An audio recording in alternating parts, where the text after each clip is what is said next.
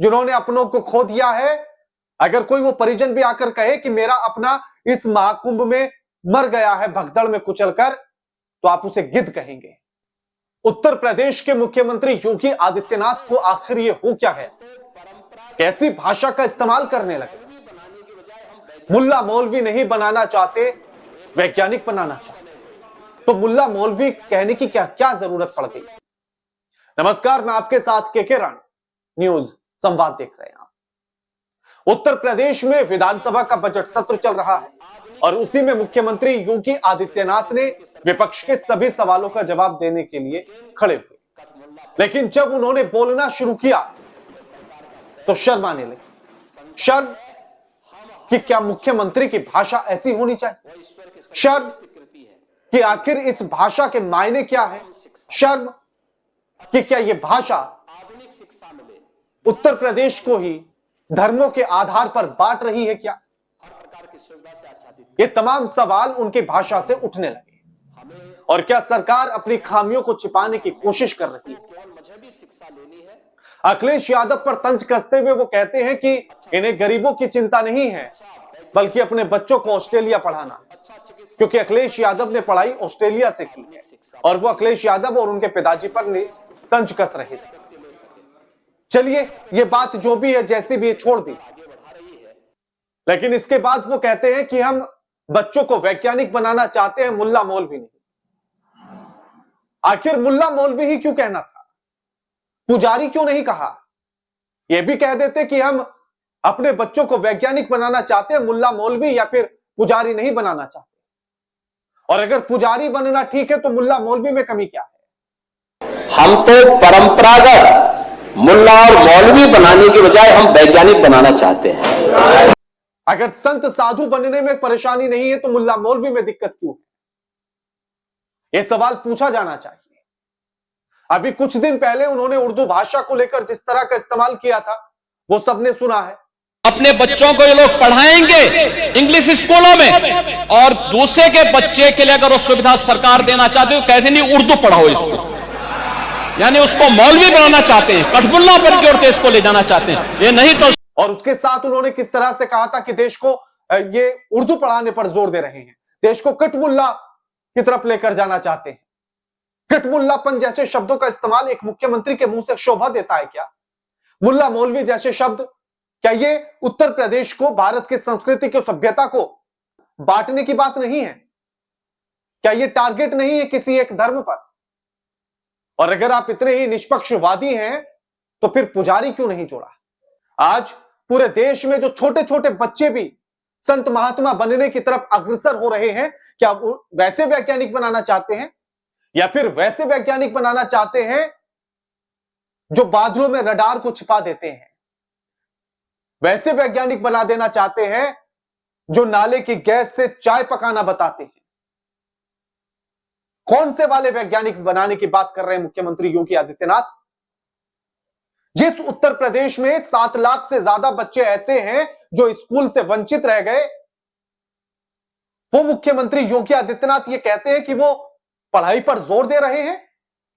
पूरे भारत में सबसे ज्यादा बच्चे स्कूलों से वंचित उत्तर प्रदेश के हैं और यह आंकड़ा चौंकाने वाला है। 7 लाख से ज्यादा बच्चे ऐसे हैं जो स्कूलों से वंचित हैं और ये कोई हवाई बातें नहीं है। केंद्र सरकार की रिपोर्ट कहती है, केंद्र सरकार के राज्य शिक्षा मंत्री जयंत चौधरी ने यह बात कही थी, वो भी सदन के भीतर खड़े होकर, संसद के भीतर खड़े होकर तो झूठ नहीं बोल सकते। और उन्हीं की सरकार है तो अपनी सरकार पर तो आरोप लगाएंगे नहीं। फिर कौन सा नंबर 1 बनाने की बात कर रहे हैं कि 3 विश्वविद्यालय बन गए, इतने स्कूल खोल दिए जाएंगे, ये कर दिया जाएगा। क्या है ये सारी बातें। आप कुछ बेहतर करना चाहते हैं, आप शिक्षा पर जोर देना चाहते हैं तो सबसे पहले उन 7 लाख बच्चों को ढूंढिए, उनका एडमिशन कराइए स्कूलों में। सरकारी स्कूलों को मर्ज कराने की स्थिति पर आ गया है देश। कितने स्कूलों को मर्ज किया गया, उसके बाद आप कहते हैं कि शिक्षा पर जोर दिया जा रहा है।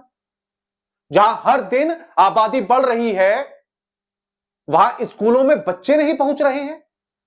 स्कूलों में बच्चों के पहुंचने की संख्या कम हो गई, इसीलिए स्कूलों को मर्ज कराना पड़ा। और अब कह रहे हैं कि शिक्षा पर जोर दे रहे हैं। ये कौन सी शिक्षा है मुख्यमंत्री साहब जिस पर आप जोर दे रहे हैं? अभिनव अरोड़ा स्कूल नहीं जाता, किस काम में लगा है, क्या आपको नहीं पता? क्या वो वैज्ञानिक बनेगा? या उसके जैसे और तमाम ढेरों बच्चे हैं जो किस तरफ जा रहे हैं और कौन से वैज्ञानिक बन रहे हैं? बताइएगा जरा आकर, कौन सा वैज्ञानिक बनाना चाहते हैं आप उत्तर प्रदेश के बच्चों को? और वो भी ये कटाक्ष करते हुए कि मुल्ला मौलवी नहीं बनाना चाहते। धर्मनिरपेक्षता की बात करते तो अच्छे लगते, अनेकता में एकता की बात करते तो अच्छे लगते, लेकिन आप तो किसी एक धर्म को टारगेट करके बात करना चाह रहे। मुल्ला मौलवी प्लस पुजारी क्यों नहीं कहा आपने? कहना था। तब एक उत्तर प्रदेश, एक प्रदेश का, एक राज्य का मुख्यमंत्री बातें करता हुआ अच्छा लगा। और कौन सा वैज्ञानिक, कैसा वैज्ञानिक? फिर वो कहते हैं कि महाकुंभ में गिद्धों को लाशें नजर आई और सुअरों को गंदगी। तो फिर आप क्या हैं मुख्यमंत्री साहब? आप क्या हैं? भ्रष्ट राष्ट्र कहा जाए आपको? गिद्धों को लाशें नजर आई, सुअरों को गंदगी नजर आई और दृष्ट राष्ट्र को लुटती हुई हस्तिनापुर नजर नहीं आ रही है। महाकुंभ में जितने लोग मरे हैं उस भगदड़ में, जिन्होंने अपनों को खो दिया है, अगर कोई वो परिजन भी आकर कहे कि मेरा अपना इस महाकुंभ में मर गया है भगदड़ में कुचलकर, तो आप उसे गिद्ध कहेंगे। जो रेलवे स्टेशन पर भगदड़ हुई उसमें जो 18 लोग सरकारी आंकड़ों के अनुसार मरे, वो 18 परिवार कहे कि हमारे लोग मर गए हैं, हमारे लोगों की लाशें हैं, तो आप उन्हें गिद्ध कहेंगे। मुझे सोशल मीडिया ये कौन सी भाषा है? मतलब आप अपनी खामियों को छिपाना चाहते हैं। इस बात को कहा। और एक मुख्यमंत्री जिसको ना तो लाशें नजर आती हैं, ना भगदड़ नजर आती है, ना महाकुंभ में गंदगी नजर आती है, वो दृष्ट राष्ट्र हो गया है और लुटते हुए हस्तिनापुर को आंख बंद करके देख रहा है। संजय उसके कानों तक कितना भी चीख ले, चिल्ला ले और बता दे, तो वो संजय को ही गिद्ध, सुअर और तमाम तरह की बातें कहकर उसे चुप कराने की कोशिश कर रहा है। गंदगी, अव्यवस्था। बाकी आप क्या कहना चाहते हैं मुख्यमंत्री के इस भाषा पर? और सरकार की उपलब्धियां ही कही जाएंगी जिस तरह से वो पेश कर रहे हैं। तो आप हमें कमेंट करके जरूर बताइएगा। वीडियो लाइक कीजिए, शेयर कीजिए और चैनल को सब्सक्राइब करना मत भूलिएगा। नमस्कार।